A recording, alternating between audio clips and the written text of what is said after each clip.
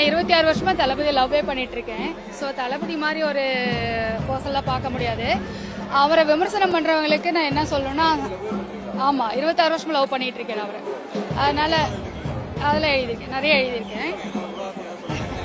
இல்லை அதெல்லாம் இல்லை, வேண்டாம், அதெல்லாம் வேண்டாம். ஆனால் அவர் லவ் பண்ணியிருக்கேன். இதை நான் அவங்க அப்பா கிட்டே சொல்லியிருக்கேன். எஸ் சந்திர சார் கிட்ட சொல்லியிருக்கேன்.